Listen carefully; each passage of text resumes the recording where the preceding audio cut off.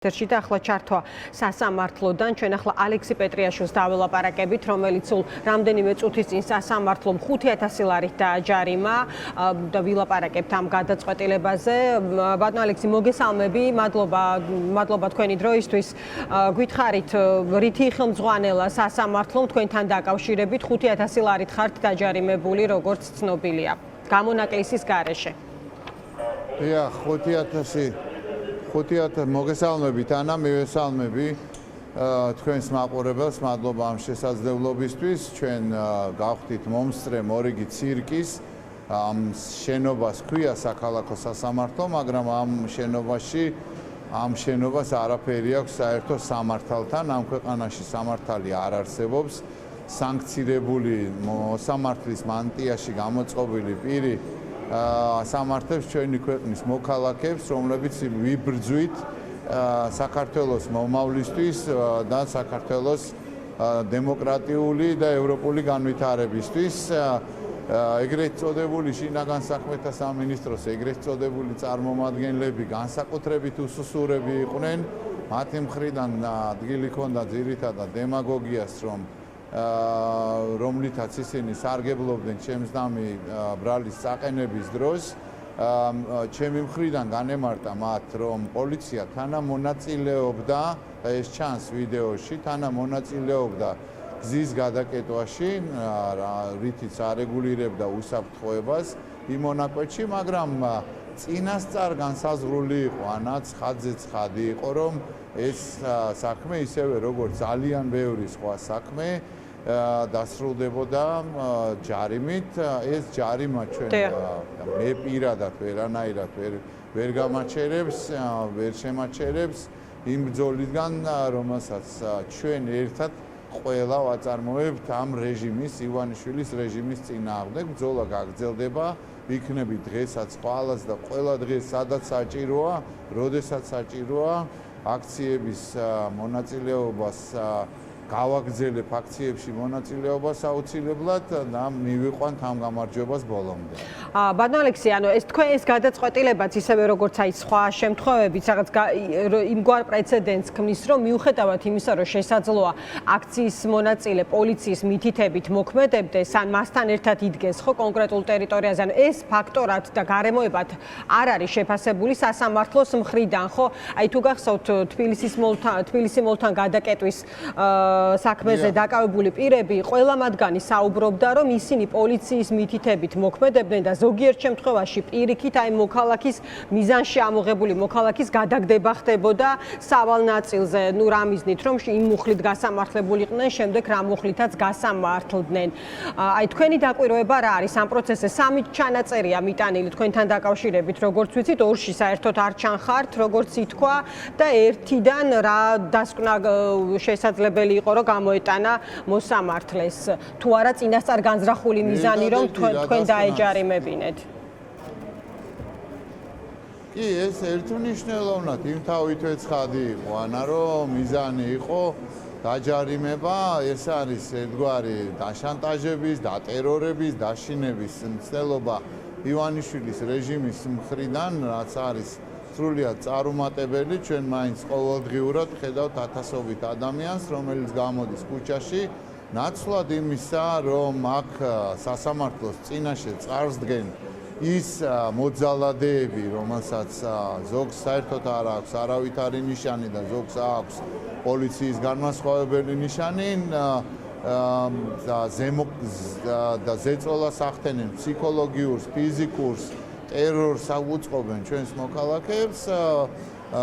სასამართლოს წინაშე დგებიან ადამიანები, რომლებიც მშვიდობიანად აპროტესტებენ და თავის კონსტიტუციური უფლებებით სარგებლობენ.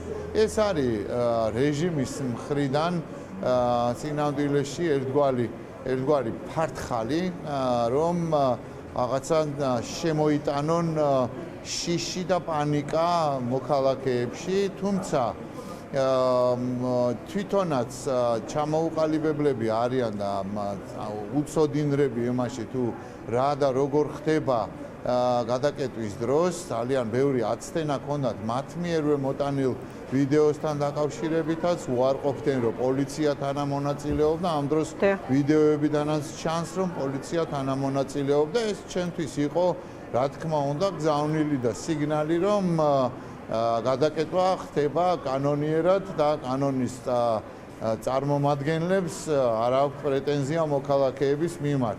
ეს ესე ვთქვათ, ყულაბის შევსების მექანიზმი, რომ მათ მერე გადაუხადონ ფული იმ მარბიელ ჯგუფებს, ზონდერებს, რომლებიც იღებენ პრემიებს ჩვენი მოქალაქეების ცემის შეურაცხყოფის და დატერორებისთვის, ივანიშვილის რეჟიმს გონია, რომ გამოიყვანს იმ ზოგადი კრიზისული მდგომარეობიდან, რომელიც დღითიდღე ღრმავდება როგორც პოლიტიკურად, ისე ეკონომიკურად, რაც საბოლოო ჯამში ამ რეჟიმის დასრულებით და ხელისუფლებიდან წასვლით დამთავრდება.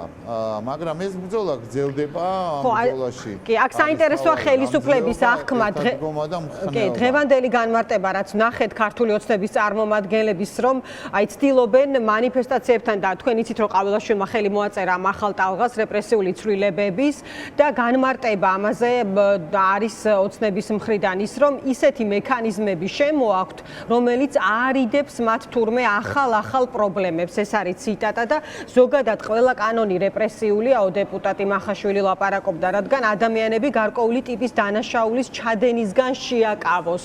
აი ასეთი არის ოცნების ახსნა იმ ახალ ცვლილებებზე, რომელიც მიიღო ქართულმა ოცნებამ და ის უკვე შეფასდა როგორც ახალი ტალღა რეპრესიის სწორედ მომიტინგეების მიმართ, ხო, პირველ რიგში, იმიტომ რომ მთელ რიგ რეგულაციებთან გვაქვს საქმე.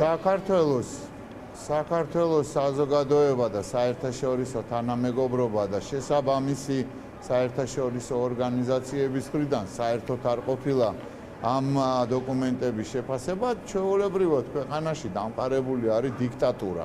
ამას სხვა სახელი არაფერი არ ქვია, ის რაც კეთდება მედიის წინააღმდეგ, სამოქალაქო საზოგადოების წინააღმდეგ და რაც თავარია ამ ქვეყნის მოქალაქეების წინააღმდეგ.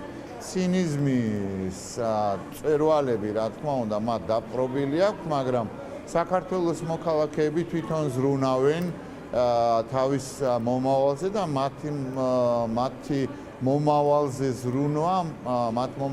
ზრუნვა არ საჭიროებს რეჟიმის მხრიდან, რეჟიმის წარმომადგენლების მხრიდან რაღაცა დამატებით ძალისხმევას და ღონისძიებას. ეს არის ცინიზმი ჩვეულებრივი, რა თქმა უნდა, დიქტატურის მხრიდან. ეს არის ივანიშვილის მხრიდან დიქტატურის დამკვიდრების და გამტკიცების შესაძლებლობა, უბრალოდ ვერ მიიღებს ამას. მოქალაქეები განვაგრძობთ პროტესტს, განვაგრძობთ ყველგან, სადაც კონსტიტუცია გვაძლევს ამის უფლებას და გვაძლევს ამის საშუალებას, გვესმის, რომ საქმე გვაქვს რეჟიმთან, საქმე გვაქვს ივანიშვილის დიქტატურასთან, მაგრამ ის მალე დასრულდება და საქართველო წავა სწორი განვითარების გზით. გასაგებია და ბოლო კითხვას დაგისვამ სხვა საკითხზე, ეს ეხება უტა ივანიშვილის და იაპონიაში საქართველოს ელჩის შეხვედრას. ეს კითხვა, ბატონო ალექსეი, როგორ ფიქრობთ, რა ტიპის განმარტება საჭიროებს დიპლომატის და ივანიშვილის შვილის შეხვედრა, ის მასალა, რაც გავრცელა იაპონურმა მედიამ, რა სიტყვით ამ საკითხთან დაკავშირებით, რაზე მიუთითებს ეს ამბავი, რომელიც უკვე მთელმა მსოფლიომ გაიგო?